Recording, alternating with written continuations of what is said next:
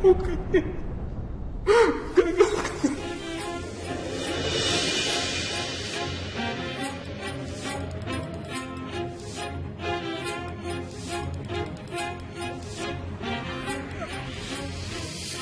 Gak mungkin, Moga.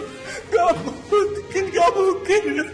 Ibu tahu dari mana masalah ini? Soal ini Rianti belum kasih tahu sampai saya. Gak mungkin, Bu. Ibu Sintia pasti bohong sama saya, kan?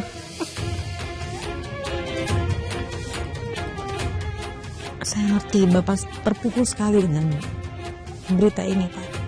Bu Rianti memang tidak menceritakannya kepada siapapun kecuali saya. Tapi saya rasa Bapak perlu tahu masalah ini. Gimana pun juga itu istri Bapak.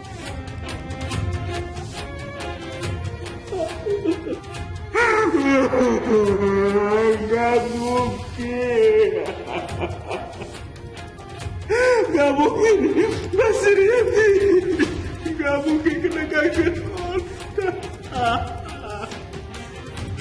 Oke. Gimana nih? Hidup saya tanpa mendamping. Tanpa Rianti siapa yang ngurusin anak-anak? Gak mungkin.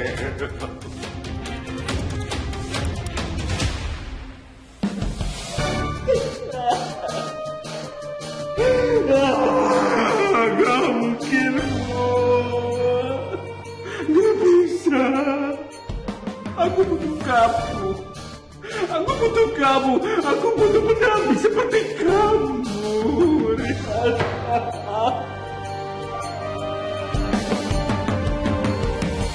Semoga Sintia menganggap aku sebagai suami yang setia dan sangat menyayangi Rianti. Jadi sedikit demi sedikit dia akan mengagumi aku.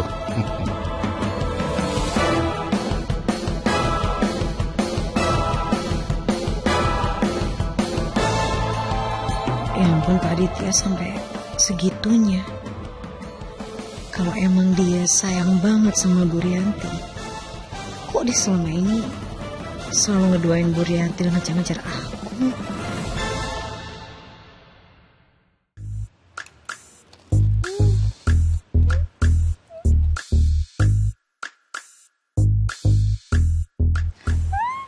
Aku seneng banget diajak ke kafe ini. Aku jadi bisa cobain makanan enak. Kalau kamu mau, kamu pesan lagi aja sih, tambah.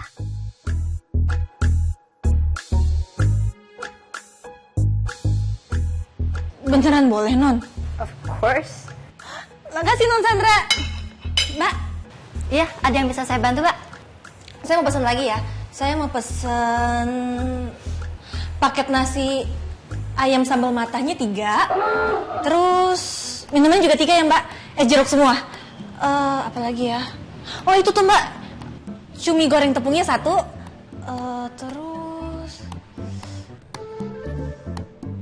itu aja deh, Mbak. Siti, kamu pesan banyak banget. Kamu mau kasih ke Pak Trimo juga? Kedengarannya, Non. Saya kira Non Sandra nggak dengar. Well, of course, Siti. Saya masih bisa dengar. Saya tuh nggak bisa ngelihat kamu, bukan nggak bisa dengar. Ya maaf, Non. Tapi boleh ya, Non. Saya tuh pengen ngasih Om Botak, Bi Ipa, sama Mbak Jessica. Kan kalau kita bagi-bagi rezeki bakal dapat pahala, Non. Boleh. Makasih, Non Sandra. Non Sandra tuh the best deh. Saya doain semoga Allah ngasih Non Sandra banyak pahala. Keren banget ya. Mbak Sandra emang benar-benar udah berubah.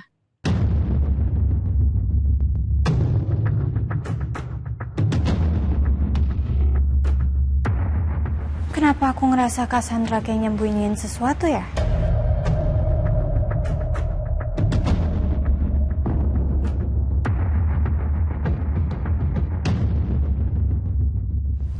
Aurel, boleh ke ruangan saya sebentar? Iya. Kalian lanjut makan aja ya. Sebentar.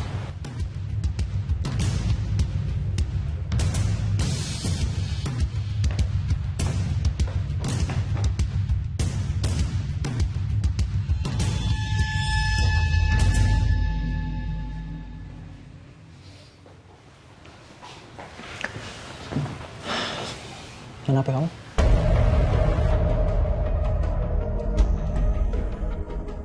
Buat apa lagi sih, Mas? Ya, aku mau ngecek aja. Kamu sehari ini chatan dan telepon sama siapa aja. Ya nggak bisa gitu dong. Itu benar-benar udah melanggar privasi aku. Kalau kamu nggak teleponan dan chatan sama Ivan atau cowok lain, ngapain takut?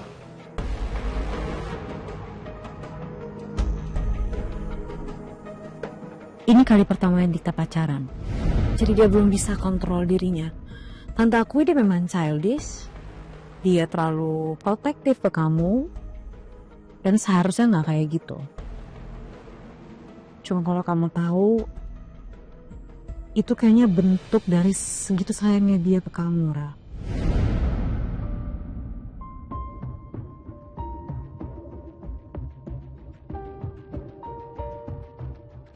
Gak ada yang aneh-aneh kan? Harusnya Mas Dikta tuh percaya sama aku. Oke. Harusnya kayak gini dong dari tadi. Jadi kita nggak perlu ribut-ribut kan?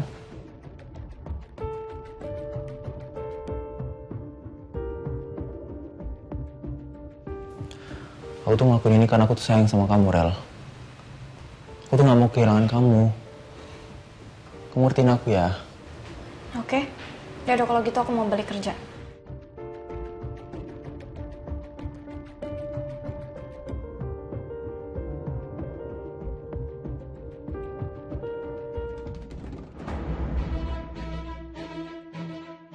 Pak,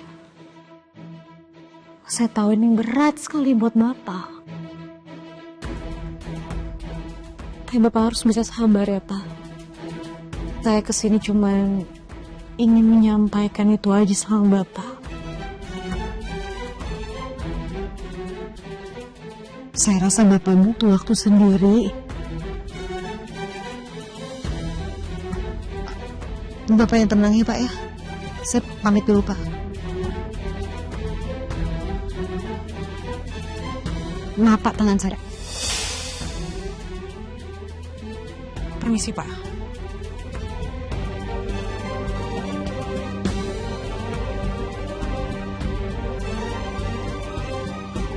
Nggak mungkin harus mengingatkan.